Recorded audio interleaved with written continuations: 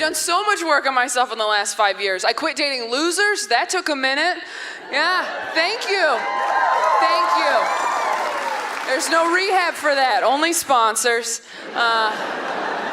Losers are hard to quit. Losers are a lot like cigarettes. You have one in your mouth, you feel pretty cool, but everyone around you is like, ew, we're sad for you. Don't do that around my kids. All my friends are like, you need a guy with a car and a job, and I'm like, yeah, but then I gotta deal with his wife. Like, it's a whole thing.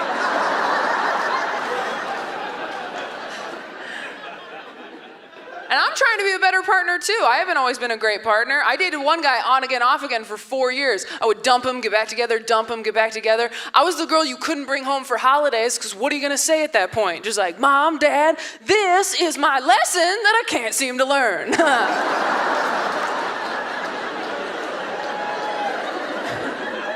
Don't get attached.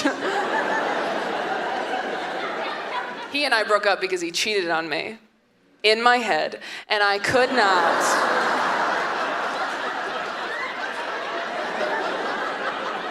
Sorry, if you love me, you wouldn't even do it up here. Like, you wouldn't even put yourself in that situation. I read too many of those signs he's cheating articles. Have you read those? They're all the same. Just like, oh, did he buy you flowers? He feels guilty. Oh, did he call you babe? He doesn't know your name. Was he nice to your family? He slept with your mom. I am not a casual dater. Here's how not casual I am. I actually got engaged this year. Nope, didn't work out. Context clues. I would have expected better from you, front row. No, it's okay. It's all for the best. Didn't work out, just wasn't the right fit. But man, I learned a lot about myself in the process of getting engaged. First off, I didn't know what a basic bitch I was who was gonna love being engaged that much. But something happened when that ring went on my finger. Something in my stupid lady lizard brain went bloop. Level completed. And I just kind of floated through Target like, oh, am I better than everybody? What's that? No, I don't need help. Someone loves me. I'll find the towels right after I cancel therapy. I'm all fixed. I wore that ring for 2 months. I never got used to it. It kept getting caught on stuff like sweaters and my freedom. Like, it was cumbersome.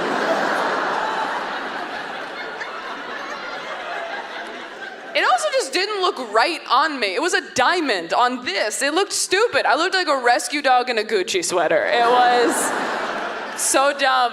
I mean, I had a friend who goes, are you afraid you're gonna get mugged? I'm like, bitch, I look like I stole it. Are you serious? I knew I was too young to be getting married because people kept telling me that I was. I had so many people that were like, I got married at 25, don't know if I'd do that again. I'm like, aren't you guys still together? They're like, yeah. I just don't like dating apps because I feel like people curate these really fake opening lines that they'll just copy and paste and use on everybody. I talked to a guy who told me on Tinder, his opening line, no matter who it was, so, do you like sunrises or sunsets? That's me choking on his dick because that's a great line. I mean, it's poetry. That's a haiku, I think. Check my math, but that line's a Trader Joe's bag. You should reuse it. I had a guy on OkCupid send me an emoji as an opening line. Not a cute one, not like a heart or a kissy face or even an eggplant, which is gross, but I get it. He sent me one of these.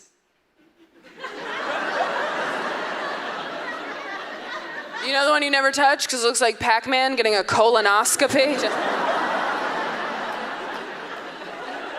Half of you won't enjoy this joke because you don't know what I'm talking about. That's how rarely this emoji is used. And I responded because I was like, I gotta make sure this guy doesn't hurt anybody. So I wrote back and I said, does this work for you? Do people respond because they're confused? Are you negging me? What's happening here? And he goes, well, the way a woman responds to the emoji tells me a lot about her character. And I said, all right, Detective Douche Rocket. What does my response tell you about my character? And he goes, well, it tells me you're really transparent, honesty's super important to you, and you have trouble trusting people.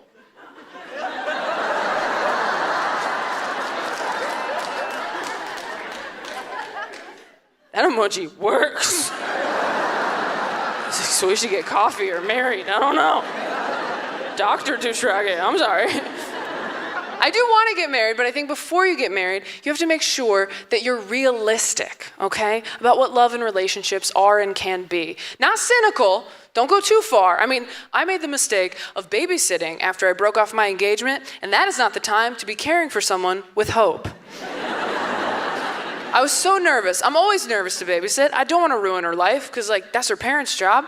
And so I just put on a Disney movie and I hid in the kitchen and I thought, we'll get through these 4 hours together. Halfway through the Disney movie, this little girl, she's 6 years old, she comes running up to me in the kitchen and she goes, Taylor, what does being in love feel like?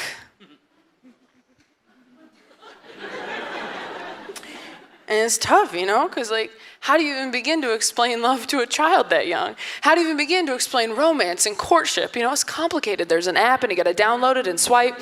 There's a whole resume you have to fill out, take a picture from a pier, Facetune it. That's another app, okay? But I didn't want to lie to her, and I wanted to relate it to something she would have understood, something that she would have experienced in her young life. So I thought about it and I said, being in love is sort of like, okay, do you remember when you got lost at the grocery store? That was scary, right? But then do you remember how you felt when you finally found your mom? How safe and happy and relieved you were? And how you ran up to her and you grabbed her leg? And then you looked up and it wasn't your mom?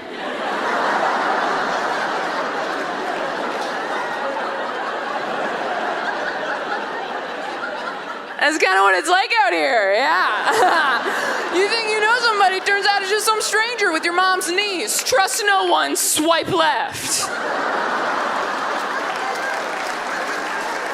Every guy I've ever dated has told me I have trust issues, which is something liars say when you're onto them.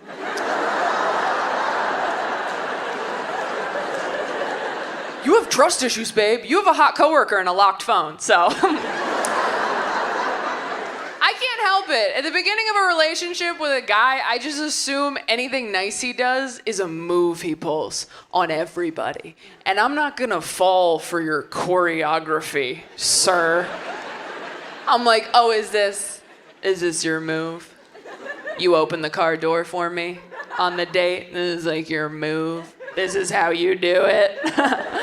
It's cute. Bet that works a lot. Oh, is this your move? You go with me to my grandpa's funeral, hold an umbrella over my head in the rain? This is like your move. This is how you do it. Like, oops, don't get wet. Oops, I am. Whatever.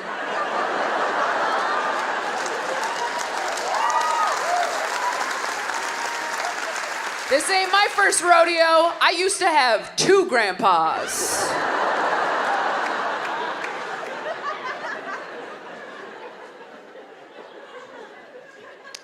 Oh, is this your move?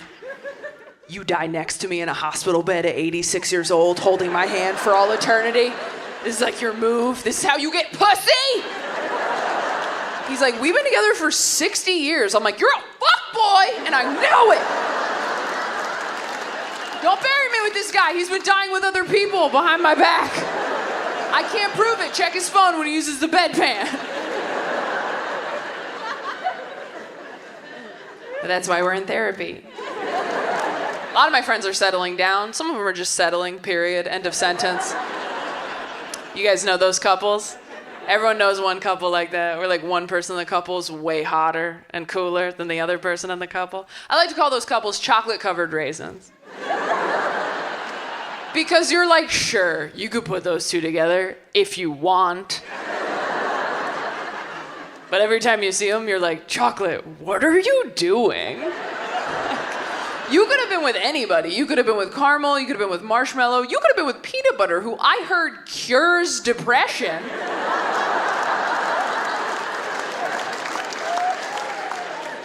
And you want to be with Raisin forever? Like, no offense, Raisin, you're great. We love you. Nature's candy. That's you.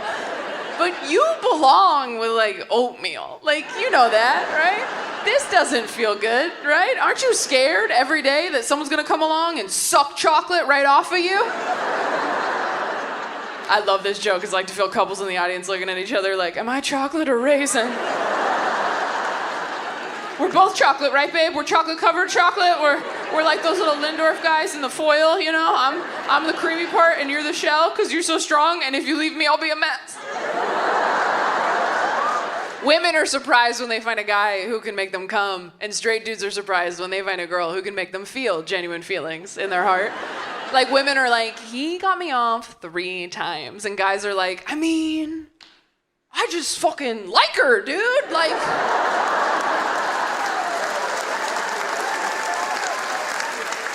we talked all day, I didn't want to hit her, it was nuts.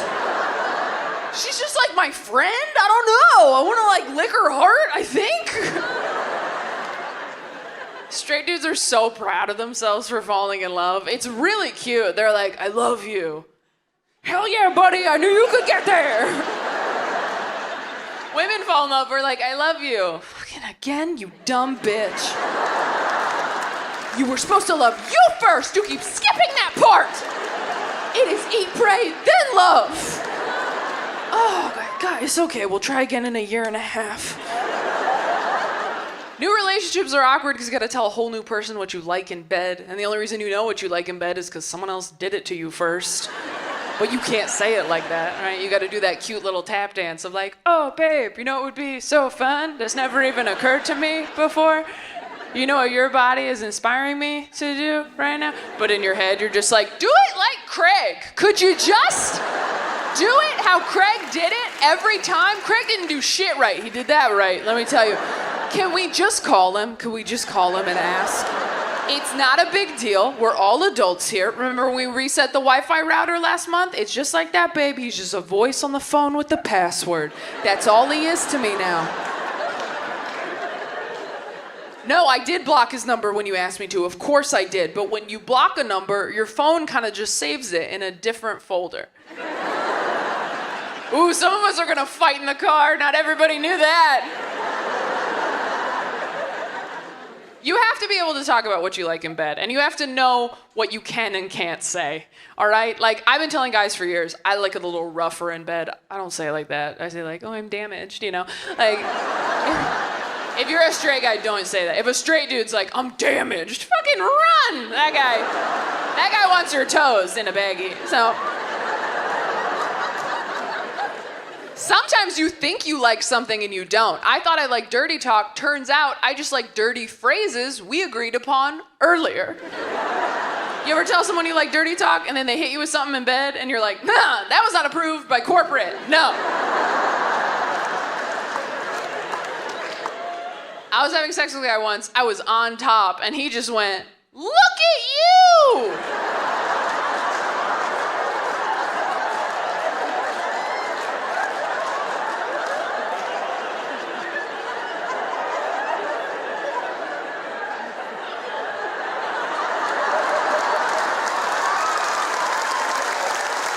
I love my parents because I am an adult. I'm a grown-up. Yeah, I have friends, grown-up men and women who say things like, ugh, I hate my mother. And I'm like, what are you, 4? Nobody got enough hugs. Hug yourself. Walk it off. People who hate their parents have unrealistic standards. They think parents are these superior beings, and they're not. They're just people who suck like the rest of us. That's how we should introduce them. Just like, these are my people, Rhonda and Tim. They do what they can. Set the bar low. Have you guys realized that your parents messed you up yet? Yeah, you find a stray dent in your head. You're like, what happened there? They're like, we did our best. That's what happened there. You were slippery, so. Have you guys had this happen as adults where you realize your parents messed you up based on how other people react to stories about your childhood? Stories you thought were fine, because when you're a kid, you're stupid. You're just like, everybody gets tied in the yard. Like, you don't know. Fast forward 10 years, you're at a barbecue. Everyone's going around swapping stories like, oh my God, my mom was crazy. She used to make us take our shoes off in the house. And you're like, I know, we wore muzzles at night. What happened? Why'd everyone get sad? What is it? My parents are cool. They're very religious. That's how I was raised. I'm not super religious anymore. I still believe in God, I think because I've invested so much time into the idea. Yeah, because if there's no God, then I told the wind a lot of secrets.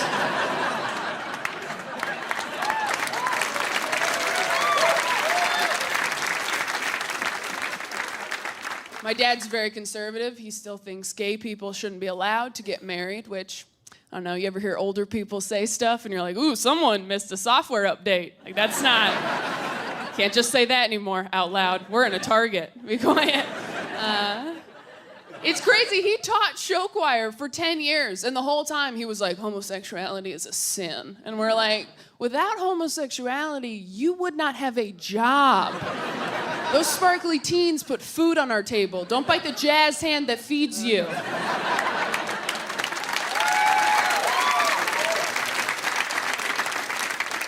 Growing up, he encouraged me to abstain from drugs and alcohol and sex and enjoyment. And I really took all of that to heart. Even today, I'm, as an adult, very sexually conservative. Not that I'm bad at sex, okay? I'll have you know, in bed, I am a wild animal, all right? Yeah, way more afraid of you than you are of me.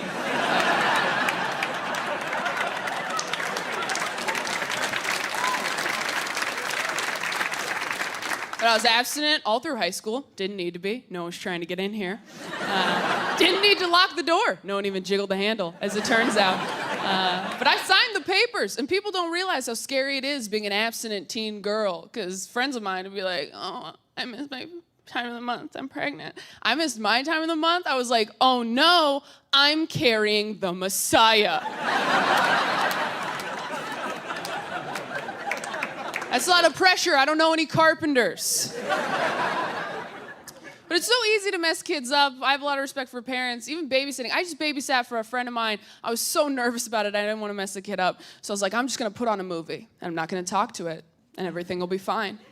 So I put on a fairy tale princess movie. Little girl, she's 4, adorable. She comes running up to me 20 minutes into the movie and goes, Taylor, what does being in love feel like? Right? I was like, what? How do you explain love to a child that young? How do you even begin to explain romance and dating and courtship? You know, it's complicated. There's an app and you gotta download it and swipe.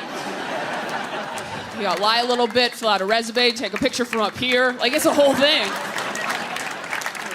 But I wanted to be honest, so I thought about it carefully. I'm like, what does being in love feel like that's similar to something she's done? And I went, okay, do you remember when you got lost at the grocery store? That was scary, right? But then do you remember the feeling you got when you finally found your mom? How safe and happy and relieved you were? And how you ran up to her and you grabbed her leg and then you looked up and it wasn't your mom?